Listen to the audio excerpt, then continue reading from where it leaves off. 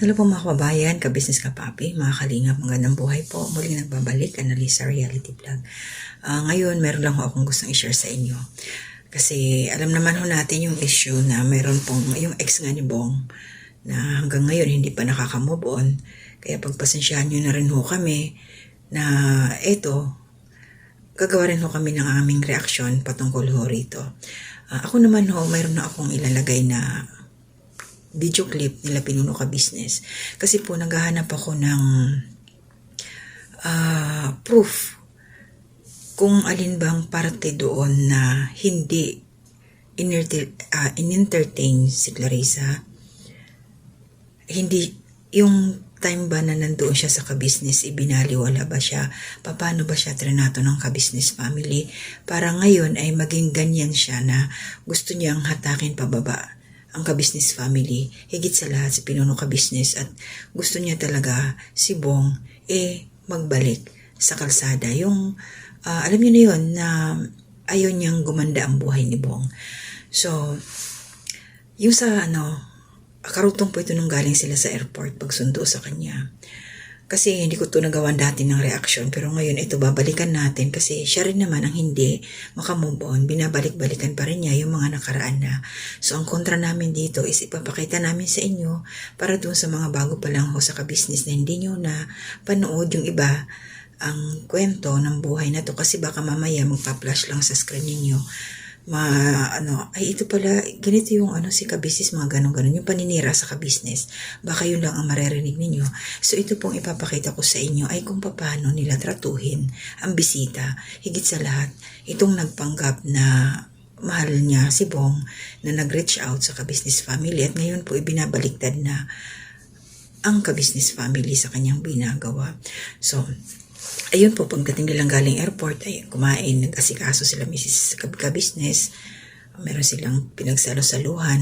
Narinig ko doon madaling araw na naka-full support din po yung mga kagwangs, pati mga M's, pati mga bata, mga anak nila kasama nga Kaya aling parte doon sa ex ni Bong na ipinanggagalaiti niya ngayon na gustong-gusto niyang pabagsakin ng ka-business. Hindi ba niya naalala yung pinaggagawa sa kanya na kabutihan ng ka-business family? At isa pa, dito sa time na to, nagpaalala si Pinuno Ka Business kay Bong, maging mahinahon. Ilalagay ko po, sana hindi ako makapiright. Pakinggan nyo na lang po. Pakinggan nyo muna itong part na to. Kung ano yung mga paalala ni Pinuno Ka Business kay Bong. Para naman hindi mapahiya syempre ang ka-business family. Kailangan pangaralan talaga si Bong at i-advisean. Natawa nga ako doon sa naging reaction ni Papa Dins. So pakinggan muna natin ito. Doon kayo matutulog sa taas. Bong, ang pakiusap ko lang sa'yo, behave ha, respeto, paggalang ha. Pero pagka siya nagyaya, pagbigyan mo. Ha? Pero pagka ikaw, huwag kang mamimilit, huwag kang kailangan magalang ha. Alalahanin mo, virgin ka pa. Virgin ka naman talaga, di ba? Kaya wag kang tira-paso kasi mamaya mali pala yung pinagagawa mo. Oh. Pero sabi ni Clarissa, siya raw ang bahala sa iyo.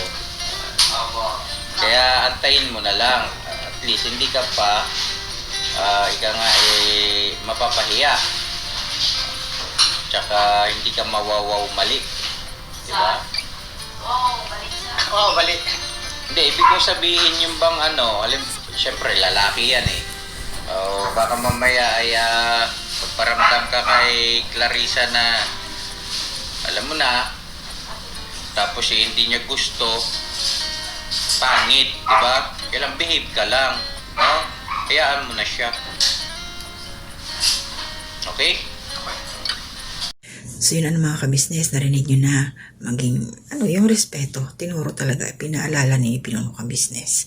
At ito naman kasunod is tuloy ko na, doon na sila natulog, umakyat na sila sa taas sa kwarto. Hindi ko alam kung hindi ako nagkakamali sa nakikita ko.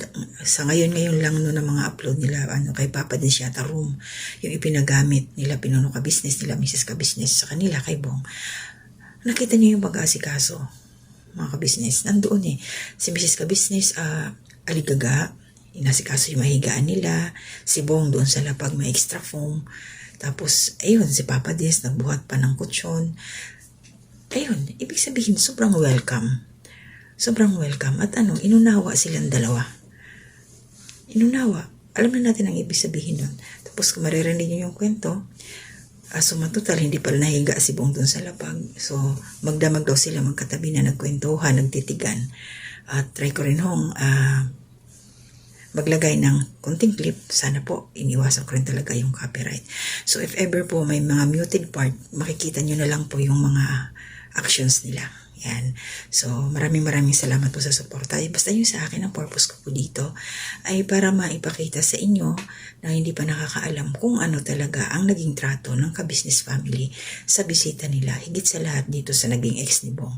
So, para sa akin, wala siyang karapatan na hilahin pababa ang ka-business official dahil hindi naman siya ano ba tawag dito? In-entertain, basta, yung mga ganon, hindi siya in-ignore, inasikaso siya 100%. Alaga, di ba? So maraming salamat, no? Good vibes lang ho tayo. Huwag ko kayong maniniwala sa mga makakapanood doon sa kabilang, kapitbahay, doon sa ex ni Bong. Kung mayroon kayong maririnig na against sa ka-business, huwag po kayong maniniwala dahil yun po ay walang katotohanan base po sa mga napapanood naming mga video ng ka-business. Ang dami pa yung nagpunta sila sa Baguio. Wala. Ano siya ang tawag dito? Parang akala mo high profile na bisita. Talagang grabe ang pag-aasikaso sa kanya. Diba? Ayun. So maraming salamat po. Tuloy-tuloy lang support natin ka-business official, Papa Dins TV, ka-business family, mga kasamaan ko pong reactor sa ka-business official, as well as po sa Kalingap. Ayan, kila Kuya Bal Santos Matubang, Ate Edna Vlogs, Kalingap Rab, Jack Tapia Matubang, mga kasamaan ko po mga reactors din sa Kalingap, mga Karepa reactors. Buong team po ng Kalingap, support po natin, back to back po tayo. So mag-iingat po tayong lahat at may silent viewers, mga new subscribers, mga naglalike, nagko-comment, nagsishare, thank you po sa inyo. Shoutout po sa inyong lahat. Salamat sa suporta at maraming salamat po sa hindi ninyo pag-skip ng ads. Hanggang sa muli po, ingat tayo mga kababayan, kabisnes kapapi. Sa susunod muli na aking mga gawing reaction. To God be the glory. Dito ka. Upo ka na. Dali ko ka din. Ako di ba? Agoy. Ito kasi galing ang labas.